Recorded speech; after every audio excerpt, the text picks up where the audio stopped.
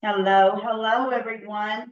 We are getting ready for Monday Night Mojo. That's right, networking expert Monday Mojo. And we have Tricia Parido as our guest speaker tonight. And she will be bringing us some fabulous ideas, suggestions, how-tos. And we are just waiting for everyone and getting ready for Monday Mojo.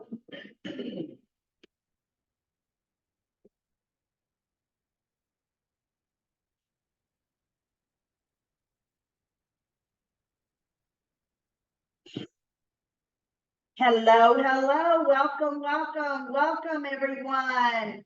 Woo! Welcome. It is time for Monday Mojo. It is time for Monday Mojo, and I'm so glad everyone is coming in. Look at all those smiling faces. Yes, yes. Awesome. And the majority of you should have Monday Mojo backgrounds. I sent them out, I believe, yesterday in your Facebook Messenger. Hello, hello. Well, I have an old one. I got the wrong one, but I'm gonna be back. All right. All right. While we're waiting, because everyone's not here yet that signed up, Dar, you should have yours in your Facebook Messenger. If you can get I have not had a chance to go look yet. Okay. Let's warm up our chat. Let's warm up our chat. You know, how can I reach you if I want to contact you? You have an appointment link. Let's put that in the chat. Do you want me to text you? Where's that the calendar link so I can just go right on there, make my appointment right now, today. No waiting.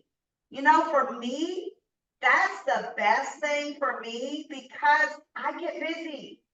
As soon as I'm done here tonight, I will leave this office. I will walk 3 or 4 steps into the laundry room, then the dishwasher, then to the stove, cooking dinner, rotating dishes and laundry. So, you know, I'm not gonna have time to look at my chat until tomorrow. So I'd rather make my appointments now. So if you have an appointment link, put that appointment link into the chat. Put that appointment link into the chat.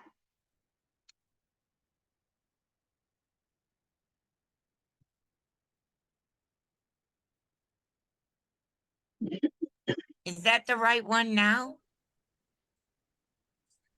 No, but it will work, Tamara, for tonight. And then we'll get you and Tricia the new ones. I have it. I just don't know what I just downloaded it. I thought I downloaded the right one. Okay. That's all right. That's right. Welcome, Eric. Welcome. Welcome. All right. So what we've been doing so far is warming up the chat real quick by putting your information that I need to reach you, your appointment links, text number, phone number, whatever it is. However, email addresses are always good just in case we can't reach you by one thing, we can reach you by the other.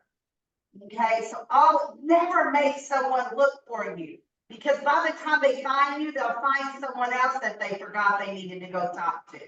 And then they never get around to you. So let's do this. And real quick, we're going to go around the room like 10 seconds. One great thing about you and one great thing about your business. Okay? And we will start out with Heather.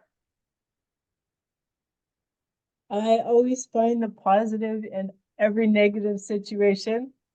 And what I love about my business is I help people save money on travel needs. Absolutely. We're going to go to Tricia and then Abby. Of course, because I wasn't listening. What is my prompt again? Like 10 seconds, one thing that you love about yourself and one thing you love about your business. Oh, well, I love about myself is that's always such a wonderful question. Is my ability to accept all things as they are. And one thing about my business, Yes. I get to help people make the transformations they are desperately in need of.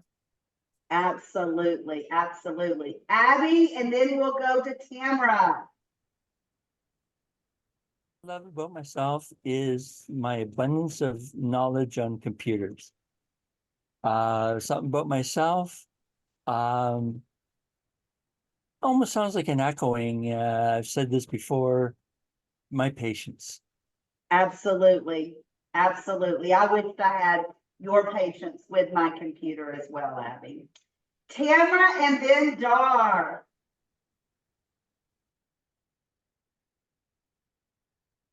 Okay, what I like about myself is I have a big mouth. I can talk to anybody. Second, what I like about my business is I have a big mouth and I can talk about anybody. I can help anybody as much as I possibly can. So that's what I like about me and my business. Right. Dar and then Kelly.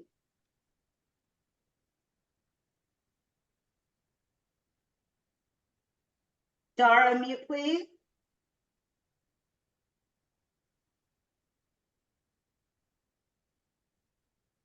All right, There- we'll go to, oh, you got it, Dar. Got it. Now I'm getting used to the laptop and a second monitor and a new printer. There you go. That's my handicap and that's my story and I'm sticking to it. Anywho, one thing I love about myself is that my ability to be able to make people laugh and then keep them laughing. For example, does anybody know what a spider with 10 eyes is called? Or how did that go? No, it's a spider. Leave it to you to come up with something Anyway, like that, my friend. yeah, actually that's Abby's fault because she's been sending me TikToks. Ah, Anyway, one thing I love about my business is that I get to be creative and make custom created cards for people and make them their hearts smile. beautiful, beautiful. Kelly and then Grace.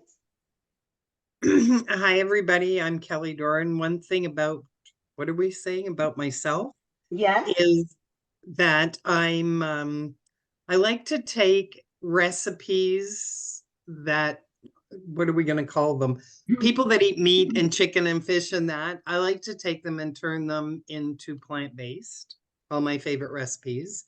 And one thing about my business, when I do that and I go in the kitchen, I wear a focus patch so it helps me focus on what I'm doing. Oh, that's awesome. And I love how you put that together, Kelly. Very good. Right? That just came together right now. Thank you. Woo. Beautiful. Grace and then Dr. LaWanna. Hey, good evening, everyone. Oh, Dr. LaWanna, Grace is going to go before you.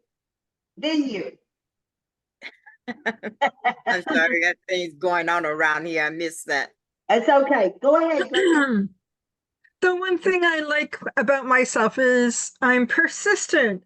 I've worked with the same company for about 4 years now, and I like it because it can bring health to people, and Awesome. yeah, and that's it really. I have two businesses, and they both bring health to people. Awesome, Grace. Thank you. Dr. LaWanna, and then hopefully Jen will be able to hop on. Okay, what's the question? One thing that you love about yourself and one thing you love about your business. Wow, I heard that question last night. One thing I love about myself, I'm loyal. Nice. Yes. And I love writing. Yes, absolutely, absolutely. Jen, are you able to come on? Yes, I am. And I'm Okay. sorry. So I'm not feeling well. So I'm not going to turn my video on, but I'm here. All right. One thing I love about myself is I'm funny and I have some like super quick-witted one-liners. And then one thing I love about my business is that I literally get to teach people how to be millionaires. Oh, I love that about you, Jen. I love it. And Eric, come on down. Yes, yes. So one thing I like about myself is I'm really good at edifying people. I'm good at building people up. And one thing I love about my business is I can help any entrepreneur, whether they're an introvert, whether they are shy, whether they've never sold before, I can help them triple their sales, guaranteed. Awesome. Thank you, Eric, and thank you for being here tonight, Eric. Okay, with that said, we are going to hand over the next 25-ish minutes over to Tricia Parido, and she is going to give us lots of golden nuggets tonight. Well, I don't know. I figured today is called, hi everybody, by the way. Today is called Monday Mojo. So I'm changing things up just a tiny bit because I want to feel energy, right? Like mojo. I am a wordy, so I get very specific with things. And mojo is not a sit still, be quiet kind of thing, right? So I am, and I'm sure that, I don't know, in the post, maybe LaDonna introduced who I am and why I'm here. But I'm an international mental health practitioner and a master addiction specialist. So you might be like, oh, standoffish. I'm used to that. I don't have any addictions. My favorite thing to talk about, my absolute favorite thing to talk about is why living without habits fixes everything. And we live in a society where what? Everybody's out there trying to create good habits, healthy habits, and all the things. So I want to ask you first, who here believes in having a structured routine?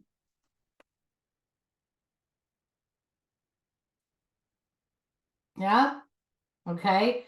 So who here prefers a more flexible approach to life? Okay. So for those of you who like your structure, try to imagine for a minute what it would be like for you to wake up with no predetermined plan for the day. And I'd venture to say some of you others need to think about that too, right? Because even if you like to have a flexible approach, do you already come with a preconceived, predetermined plan for the day?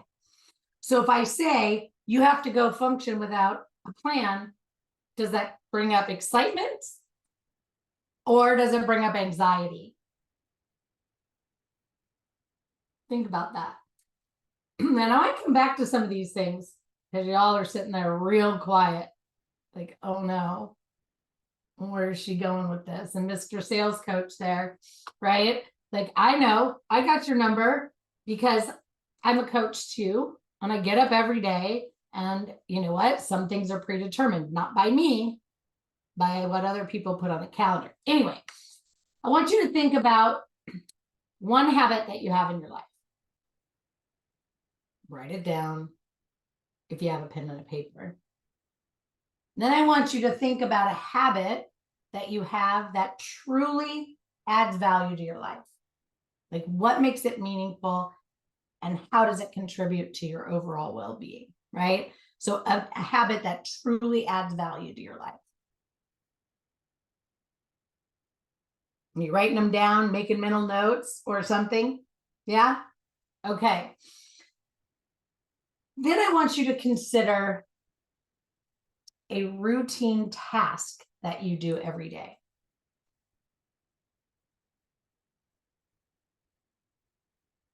Is there something you are emotionally attached to in your routine? Like something that you're emotionally attached to in your everyday routine. Oh, look at all the fun things in the chat. I can't multitask like that just yet. I'll hop over there in a minute, right? So let me ask you this, and feel free to drop this one in there. Okay. How does your daily routine affect your mindset?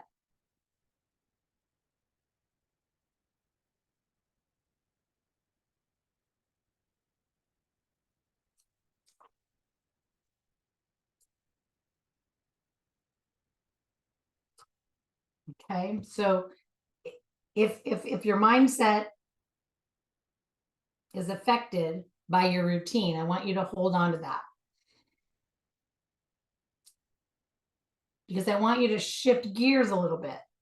I'm going to ask you. Well, wait a minute. First, before I go there, okay, who here has something that they're willing to share with the group that they are emotionally attached to in their routine? Raise your hand. Go ahead, Abby. My morning coffee. Okay, you're emotionally attached to that coffee. I have to have it every morning. Okay, so do you remember a time when you intentionally tried to break that habit in your routine? Yes. How did that feel? Like something was missing. Something was missing. Okay. Take that a little bit deeper. Did you find yourself in a different headspace than normal? Yes. Not a little more edgy. A little more edgy. That's interesting. More edgy without caffeine. That's interesting. Okay. So, right, it's uncomfortable. Would you say? Yes. Okay.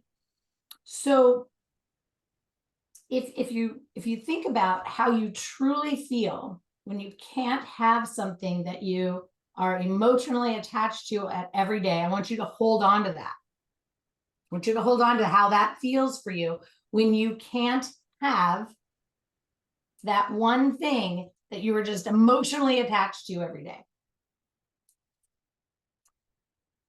Now I want you to ask yourself this. How do you respond? And I want genuine, honest, authentic answers. How do you respond when unexpected changes disrupt your daily habits and or routine? How do you respond? Abby said she was more edgy. I know when I get out of my routine, I become very grouchy because I don't know what I'm supposed to be doing and where do I start now? Right? Like we got to have all of those adjectives. We got to know what that feels like. So here's my favorite one. And I don't know how many people here exercise routinely. Okay. So just may or may not speak to the majority, but I saw this a lot. And I still see it a lot, but I saw it a lot in that transitional period in the pandemic when the adults were back at work, but the kids were still home a lot. Anyway, the women, when they could not get to their 6 a.m. spin class, became the she-devil, and all things broke loose because they couldn't have their 6 a.m. spin class. And it was such an emotional attachment that when they couldn't go, they allowed that irritation, agitation, frustration, etc., to bleed out into the rest of their days, right? That's one thing to look at. The next thing to look at is asking yourself these questions. So for all of the things you wrote down or that came to mind about habits and routines for you, ask yourself when you're doing them, Miss Abby, when you're pouring your cup of coffee in the morning, are you fully present when you're doing so? Or is it more of a habitual mindless routine? It's not a mindless routine. It's No. no, it's I have to get done because normally my coffee is done for me. So, okay, so you're not getting up and walking to the sink and filling the thing with water. So you're not paying attention to the water go into the thing, and you're not pouring it into the thing, and you're not standing there watching it brew. You're not smelling the aroma. You're walking in there and it's done already. So technically you're not fully present in the process of getting a cup of coffee. You're instant gratificationing it. Got it. Right? See where I'm going with this? So let me ask you, for you exercise people, when you go exercise, Heather, right? You said you routinely exercise. When you exercise, is it a routine? Is it routinely the same time? Do you ever have other things going on? Are you listening to podcasts, thinking about business, etc.? I just go with the flow, so it doesn't matter because every day I kind of do a different workout, so it's never the same. So I can't be attached to the same. I like habit. that. Are you fully present when you're doing your exercise? I have to because it's different. Ah, see, I like this. So we're going to take this as a vision of a good space to be in when it comes to our relationship with physical fitness and our body. Because here's the deal. If we're exercising habitually and we're just tossing the weights around like this, and we're thinking about the 5 prospects we've got in the pipeline and the networking event we're going to be going to, whatever, we're just slinging iron. We are not in any way, shape, or form connected cognitively to the bicep that we are exercising, right? So we're not fully present if we're just, and our minds are out here. If our mind is not thinking about the muscle group we're working on, we're not present. So we always want to ask ourselves this: am I present?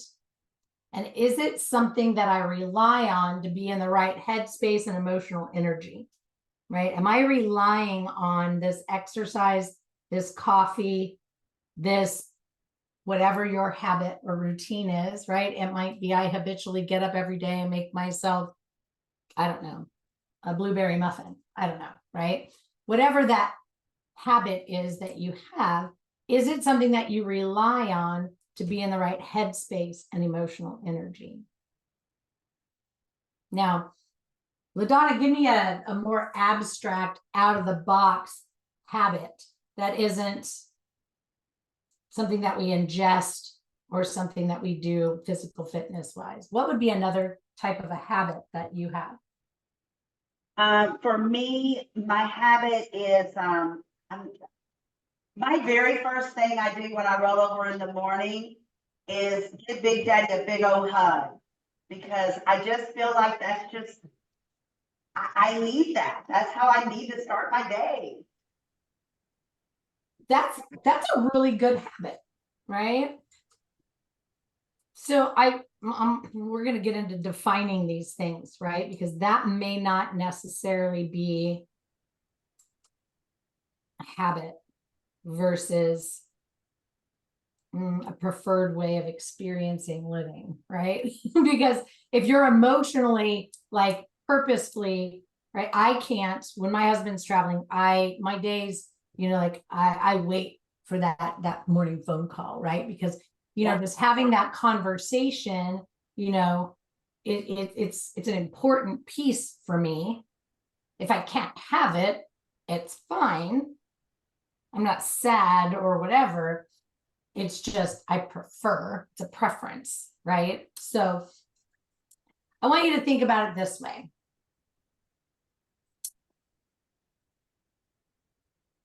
we all understand addiction. So if we think about it this way, and we think about when we're irritated, agitated, annoyed, frustrated, bothered, excited, elated, inspired, right? Like, what are those things that we rely on to bring us peace, joy, comfort, relief, value, validity, worthiness, and so on, right? So is there something in your life that you rely on to bring you peace, joy, comfort, relief, something along those lines? Yes, LaDonna. Another, you guys will probably think it's weird. I'm not an exercise person, Heather. I don't like it. I do it only when I have to. And with a broken arm and a broken leg, it's been dreaded that I cannot do it for the last year. But I have been where now I live in the country, so I take the 3 fur babies out. I know it's weird. We pick up sticks and pile them in a pile. So when the pile gets big enough, Daddy comes behind us and picks them up. It gives me clarity to think. I don't do it the same time every day. It depends on what's going on.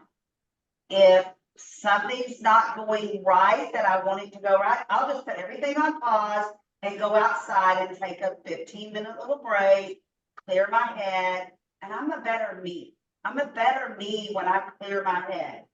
And I'm picking up the yard at the same time, and the fur babies are getting extra time outside. So that's an effective distraction. I like it. I like it. Now, if we think about, say, somebody who struggles with their relationship with alcohol, maybe they don't know it, but they do, right? Like I see a lot, I work with a lot of psych Ds, right? Psychiatrists, right? That with the weight of all of the work that they do with their clientele, trauma, etc., they rely on the bottle of wine when they get home to bring them peace, comfort, allow them to forget, so they say, until it doesn't work anymore, right? And it actually starts to do the reverse. But so they're relying on that alcohol. And a lot of people, and I'm sure we all know somebody, right? Like they come home from work, the first thing they do is they reach in the refrigerator, they grab a beer, they sit down. It's like, oh, I deserve this, or I need this to get work off of me, et cetera, et cetera. So when I'm talking about relying on, right? So is something that something outside of us that we rely on. That's when we start really getting into what I mean by habits and why we're better living without them. Now, we're still better off living without that predetermined need for huge structure. It's okay to have a routine, but when we have to have everything just so, it creates an issue. So if we look at the locus of control theory, we look at this as a large stalling point in our ability to develop true emotional intelligence. So we go through life, we're born, we rely on our parents when we cry to change our diaper, give us a bottle, etc. Right? Natural progression of life, we learn to then pull up our own pants, use the bathroom, tie our own shoes, etc. Insert problem. We fall down, scrape our knee. Mom, dad gives us a popsicle while they're cleaning the wound. So we learn this external soothing source. We go to the doctor, get our shots. What do they give us? A lollipop, external reward.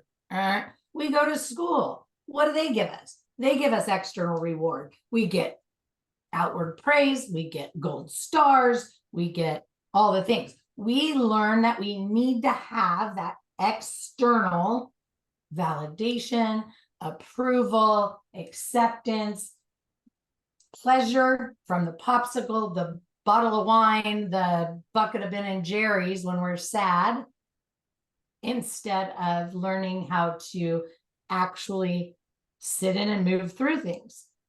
So if we did things in the natural progression as the locus of control theory would suggest, we wouldn't need Ben and Jerry's when our boyfriend breaks up with us when we're 16. We would be able to be sad, grieve the loss, and move on without the need of anything outside of us, right? So this is where habits become an issue. We don't have distress tolerance for the removal of whatever that is that we're bound to. We don't have the ability to regulate our emotions when it is removed from our lives, right? Like, oh my gosh, I don't know why I'm so irritated. I don't know why I'm snapping at everybody, da da da da da. Oh, I removed sugar, or whatever it is. And so because we haven't learned them, because, well, most people didn't realize that these are things that we need to have, is an acceptance, right? And an ability to restructure our attachment to things into being, I just enjoy this versus I have to have this. So I'm not saying by any means Abby's got to give up her cup of coffee or LaDonna's got to stop hugging her spouse, just changing that relationship with it. Because when we can move into having that ability to restructure our relationship with things, and we can have acceptance that everything's not always going to be just so. When we get in a car accident, we're not going to fall apart. We're not going to get derailed. I remember when I was on this journey of learning these things that I'm not even scraping the surface up here. My spouse, my favorite day was, he said to me, you don't get derailed by anything anymore. And I was like, awesome, right? Like, awesome. So this is how resilience, true resiliency, gets developed. It's how it actually manifests, and it's through action and desire to stay out of overwhelm, stress, anxiety, fear, pleasure from an external source, validation from an external source, right? Like social media. Habit, need for external gratification, validation, reward, etc. Right? Like, oh my gosh, I didn't get enough thumbs up. Right? Thanks, Kelly. So if we're looking at this, right, again, we'll define the word habit. So if we're just going to look at the definition of habit, one version is it's a routine of behavior that is repeated regularly and tends to occur subconsciously, meaning not fully present. I'm not choosing to do this. I'm not connected to it. I've just, right, it's just become something that I do. It's by the dictionary, right, Oxford language, it is a settled or regular tendency or practice, especially the one that is hard to give up. That's the definition as a noun. I refer to a habit as an impulsive action without much thought. So if we're habitually doing anything, doesn't matter how good, bad, or indifferent it is, it's an impulsive action without a lot of thought. We're not connected to it. Cognitively, we're not connected to it. Emotionally, therefore, we're not connected to it physically. It's just something that it's just something we do. So when I say living without habits fixes everything, it doesn't mean like, hey, I got to give up all of this stuff. It means, how do I be more connected? How do I be more present with me, myself? How do I take a look at this and say, how is this particular activity, behavior, attitude, action, reaction impacting my life?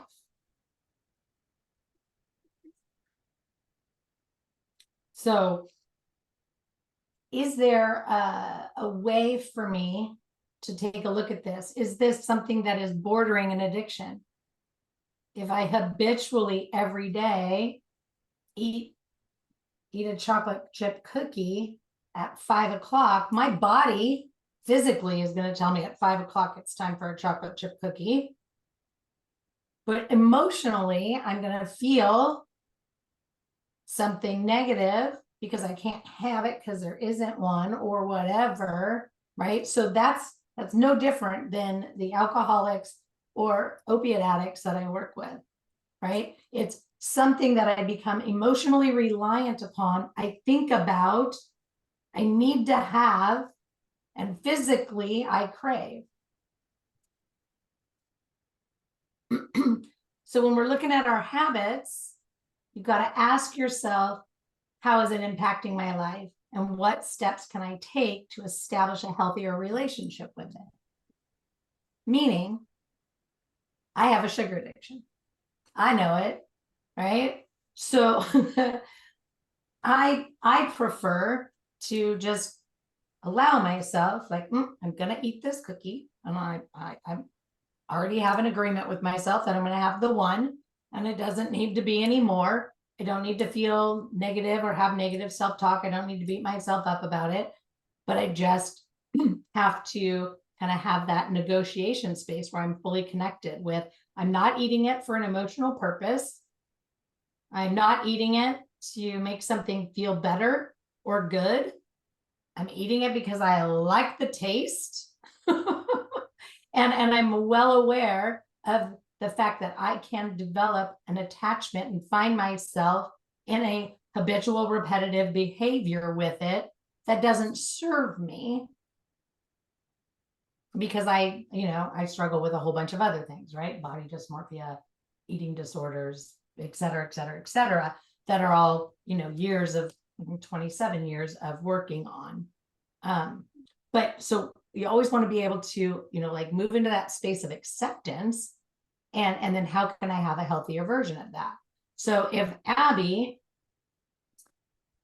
you had the storm we had yesterday and the power was out everywhere, and there was no way to brew that cup of coffee, you would be okay with it cognitively, emotionally, and physically, because you would be aware that this may be something that I do routinely every day, but I'm not going to habitually let it control me, mind, body, spirit, right? But you have to make that effort for it to be that. Just like being flexible. Oh, I can't make my 6 a.m. spin class because the kids are all home because COVID shut it down. I'll just go at 6 p.m. when my spouse is home and he can take a shift. Flexibility, pliability, resilience, acceptance. Instead of, I'm in a piss poor mood, I'm going to be angry with everybody, I'm going to blah, blah, blah, spew, talk about it all around the water cooler, whatever, spread my negative energy all across the planet. Make sense? So who here has an attachment or a habit that they're thinking, I could use to change my thought process with that one? Go ahead, Dar. I have a habit of reading, but I'm not changing that. And but it's not a habit. It's a part of your life balance. If we look at our life balance wheel, reading goes into our development category, our recreation category, our health category, right? Like, so it's not a habit, it's a way of being for you. And that's okay, that's cool, that rocks, because you know what you get from it. You get knowledge, you get, self-care time, right? You get fun. Yep. I get everything everybody's talking about from reading. Yeah, exactly. So I love that. It's just not a habit. It's part of who you are. So there's that change in the description. If we tell ourselves it's a habit, it's a habit. I gotta have it, I gotta do it, and I don't care what anybody says, I'm gonna do it anyway, right? Like that's not how I love it. I value it. I appreciate it. It's part of who I am. It makes me who I am, right? Like there's a whole different thought process. What do you got, Dar? Okay, I have a tremendous amount of pain every single day. So my habit is to sleep it away. How effective is that? I think it's effective, but not appropriate because that's not a very good quality of life if I'm sleeping the day away. Right. Well, it's also not taking the pain away. It's avoiding facing the pain. Well, because I can sleep, right? So if we look at that, there's other approaches. Now that one, right? There's a lot of things to dive into, right? Like up to and including the dietary practices, and whatnot. I lived with chronic pain for a really long time. I had rheumatoid arthritis and actually removed it after removing all of the stupid medications that weren't effectively helping me. And I did it through, right, the things that I put inside of my body, my dietary practices, and so through my relationship with food. But I had to learn about me, what actual foods caused me inflammation, because just because ginger is an anti-inflammatory for most people, it's not for me. I get ginger in my body, my gut goes like this, distended, right? Wow. Completely opposite. So not everybody is the same. So if you look at things that way, I can't eat nightshades and I don't eat vegetables, right? I might get my vegetable intake drinking it because they cause me inflammation, which then gives me pain, which then, right, instigates a lot of things. So there's this desire of learning, how can I live effectively with my chronic pain, and what can I do to alleviate it, to get it to a manageable space that it makes me want to get my head up off the pillow every day. And it takes work, right? But yeah, you're right. Habitually sleeping all day is not an effective thing to have incorporated in your life. Yes, LaDonna. Well, if I would have to pull one thing out of my life that is what I would maybe would be an addiction, would be my cell phone. Yes. I am addicted to my cell phone. I'm sorry, I am. I literally feel like if I don't know where it is, that my heart will stop beating. Really? I do. I'm afraid that one of the grandchildren are going to call and I miss them. One of the daughters are going to call, I'm going to miss them. Maybe calls and really needs me right now, or Tamara, or Tricia, or whoever. If I even have pretty cases and everything for her, I mean, if she breaks, I go to the Parido store right away. I can't. So more arguments come from Big Daddy and I over that cell phone than anything. You said, and we'll stick on the cell phone for the sake of this particular topic, right? The habitual thing. But you said the underlying reasons that are in there, there's things that come inside of gaining perspective around that you and I'll talk about later.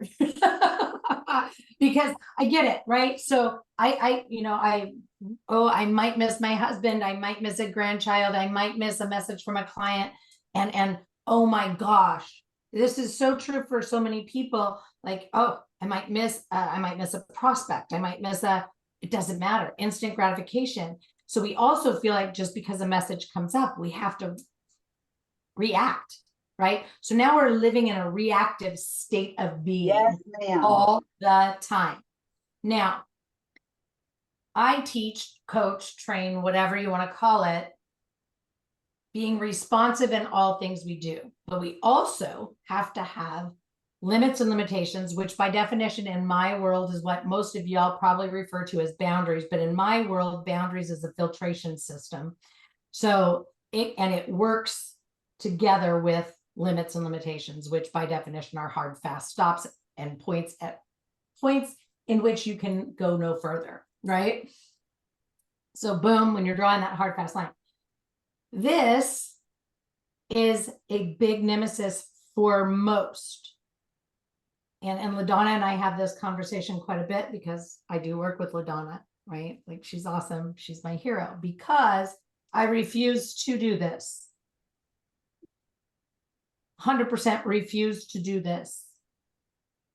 I check Messenger and I check, you know, for those things, maybe twice a day. LaDonna sent me something at 5:30 yesterday evening. I didn't get it until 11 o'clock this morning, right?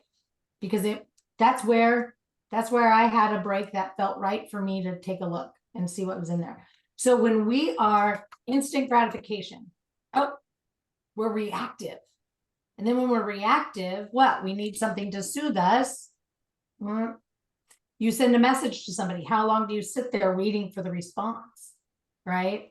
How much does it drive you crazy when you have somebody like me, you send them a message and they don't respond until 12 hours later or more, in my case today, right? Like, I bet that probably drove you nuts.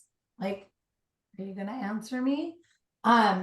So this is a very addictive behavior. So when I have clients that come to me there, and I studied process, behavioral, and chemical addictions. So we're looking at process and behavioral issues here, right? Where it's like, I'm addicted to this. I have to have it. I have to know what's going on in everybody's life. These are control needs that I can check this every 3-4 hours. And that's all I do. If I glance at it, I go, oh, do I need to look at any of it? And if there's nothing that says the word urgent, because my clients are prompted, lead with the word urgent. If it's urgent, I'll get back to you. If it's not, I'll talk to you sometime in that 24-hour period of time, because they have access to my calendar, book time, right? So if we have to touch this all the time, we have to ask ourselves why. Sure, somebody could get in an accident. Could. What's the probability? What's the percentage of that being a possibility? Somebody might need an answer to something right away. Well, your children are grown adults. If you raise them to be self-sufficient, right? If they don't get you, they'll figure it out on their own, or they'll wait. And because we all have to have that space. Like, how do you make it through an hour when you have a meeting? Is it sitting in front of you? You have to see what pops up, maybe, right? So what we really have to do is we have to restructure the internal dialogue and have it sound more like we would prefer. Not I need to answer every call, not I need to hear it every time it rings, not I need to, right? I prefer to get back to people in a timely fashion. And so those folks, my children, grandchildren, et cetera, that are conditioned, I've conditioned them to expect instant gratification. I'm going to have to train them to give me more space. Grandma's, you know, putting some discipline in her life and, you know, all these things, because we've got to work on being present. If we're worried about our cell phone, we're not fully present in whatever activity we're doing. And then what happens? We make mistakes. We miss something, you know, whatever. And that's the same for a lot of things. So if we could detach from some of these things that are our habits, right? The sleeping, the cell phone, the coffee. Heather's got a great relationship with her exercise, so I'm just not even going to go there. Keep doing that, right? One, it's better for your muscles, because I am also a recovery fitness instructor, right? It's better for your muscles for them to not know. Muscles have memory. So if they're not shocked, they're not going to give you the same result. So keep doing what you're doing. But anyway, so if we could create some detachment, would that afford us the ability to have a higher level of emotional resilience? Dar, if you could detach from the pain and the desire to sleep through it, would that give you more resilience in your life? Absolutely. Yeah. Abby, thank goodness you don't live where I live and you got your coffee yesterday. But had you lived here, right? Like, do you feel like you might be more resilient if you could detach from that attachment in the event that you couldn't have it? With this awakening, yeah. Yeah, right. So there's a series of very specific psychological skills, methods, modalities, and tactics that I teach people that bring them into this ability to, I call it living free, right? Like I'm free from all attachments. And I know we're getting close on time here, and I apologize. I'm very passionate about this, but so I worked really long and hard on my relationship with alcohol, and I was determined to make it like something appropriate in my life for a really long time.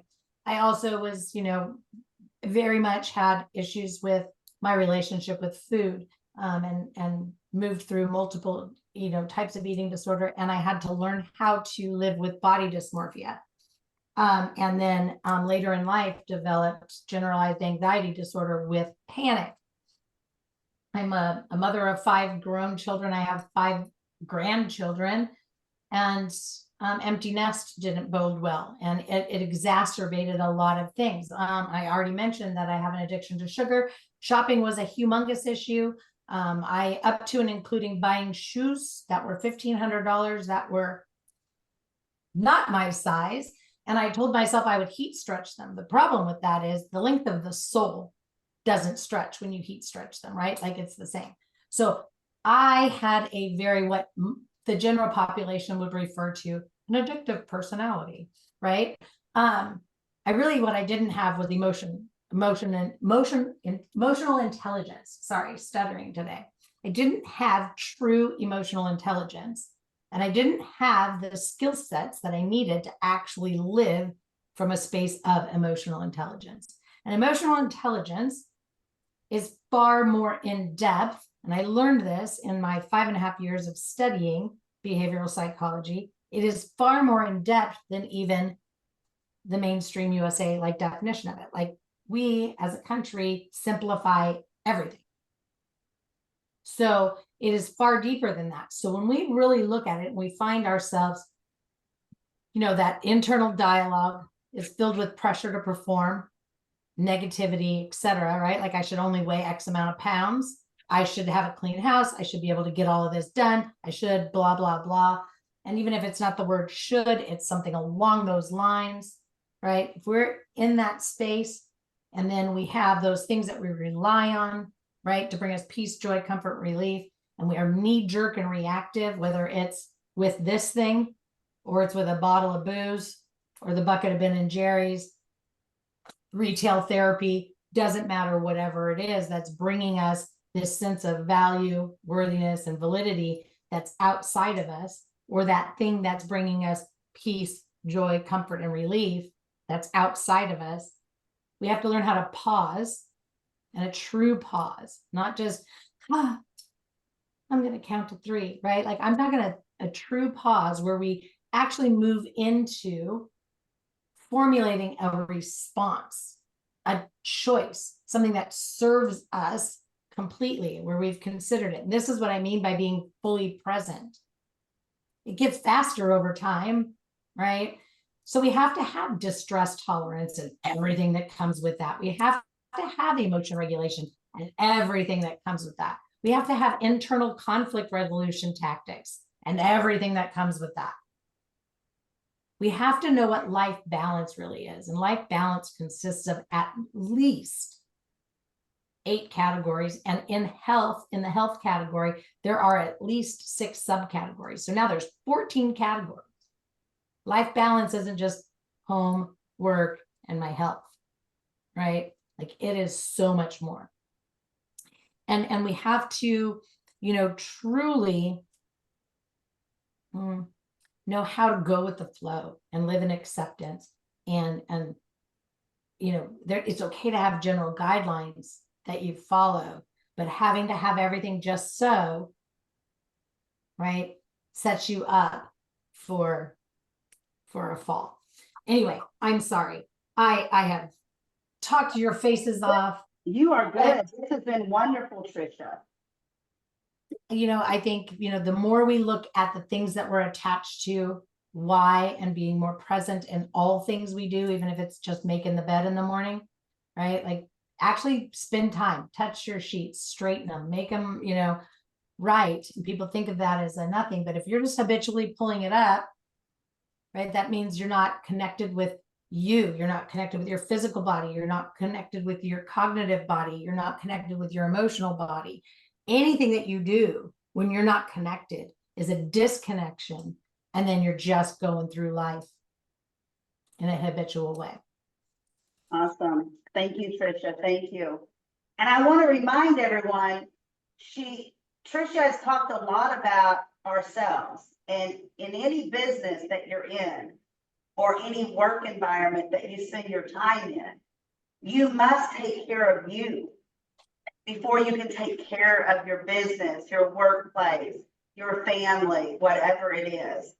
And as moms and dads and grandparents and brothers and sisters and spouses, we forget sometimes to stop taking care of everyone else and focus on us for a minute or 10.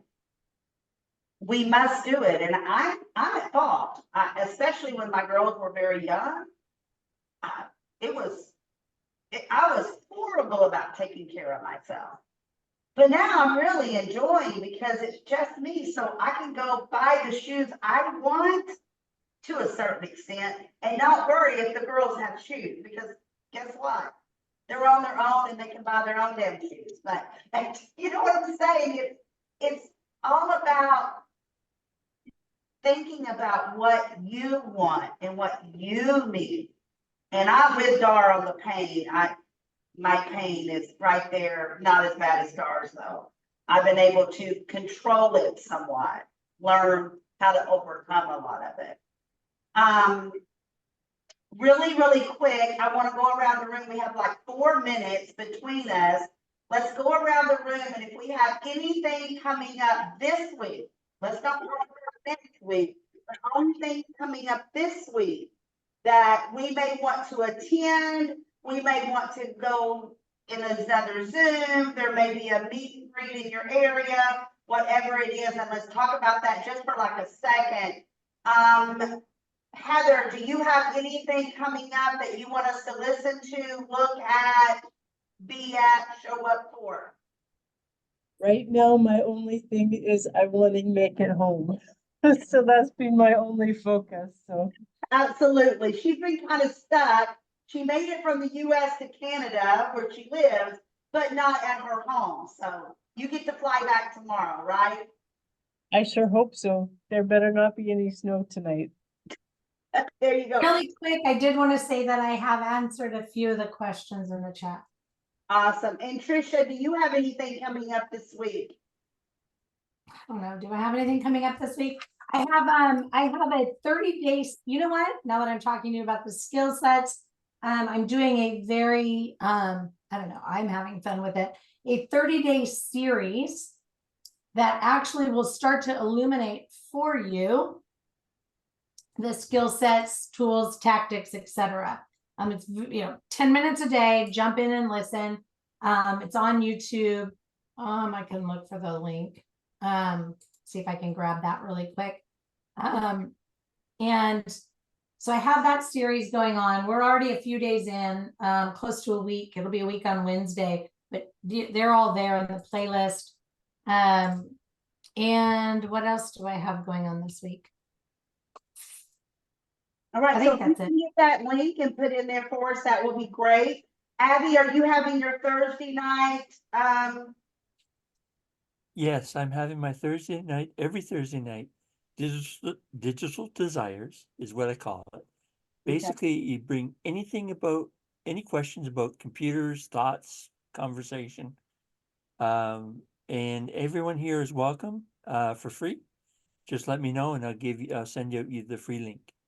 Perfect, thank you, Abby. Dar, do you have anything coming up this week? No, but I was just going to back up Abby's digital desires on Thursday night at 7 o'clock. Okay, Thank you, I perfect. forgot that. Yes, perfect. Tamara, do you have anything coming up this week? No, not, nope, I haven't started doing my own events yet, but, I will be soon. Yes, I know my coach. That's right. Look, Dr. LaDonna, do you have anything up this week? I'll be getting with a couple of girls for writing. Other than that, meet me over on TikTok. I'm there every night. Awesome. Grace, anything? Yes, tomorrow night we have a health talk by Dr. Bob, who talks about the ingredients in the organo gold products and how they can increase your health. And then after his talk, you can ask him any questions you want about health. So Awesome. if anyone has any health questions, they can ask for the link and I can send it to you. It is from 7 p.m. to 8 p.m. EST. He actually is in CST. So for him or you in Texas, it's from 6 p.m. to 7 p.m. You are right. Awesome. Please put that link in the chat. Jen, do you have anything going on this week? On every Thursday morning, I think it's 8 a.m. Oh, it's 8 a.m. my time. So 9 a.m. Central is a coffee chat. And it's basically just like this, like a bunch of people, entrepreneurs, business owners just get in and we just talk about wherever, whatever. You never know where the conversation go. Perfect. Can you put the link in the chat for us, please? Yes. Awesome. And Eric, what do you have coming up this week? Yes, I have a special event this Wednesday at 5 p.m. It's a sales school for entrepreneurs.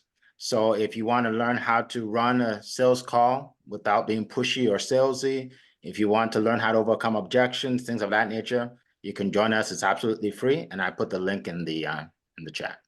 Okay, perfect. That's 5 p.m. Eastern? Eastern time, Okay. yes. Okay, Yes. perfect. Okay. All right. So I think that's going to wrap everything up for us. Yes, Dar. Could we ask if Dr. LaDonna wouldn't mind if she posts her writing circle and the TikTok links into the chat as well, please? Thank you, Dr. LaDonna. You're welcome. Awesome. Dr. LaDonna, I can't wait for you to do a daytime writing class. Your nighttime may consider that. woman. I may consider that. All right, that would be awesome. Okay, so Dr. LaDonna, let me know when you're done writing that in the chat. With that said, I want to make sure that everyone saves the chat. And we do have a picture. I think Abby put a screenshot up on the screen, the chat for us. Please take that and put it all over your social media. Let everyone know what you've learned.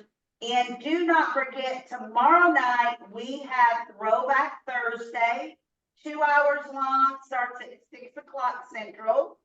The first hour, we will be doing a bump party on LinkedIn. We're going to do a bump party for the first hour on LinkedIn. And then the second hour, we will go into our marketplace so that we can pitch.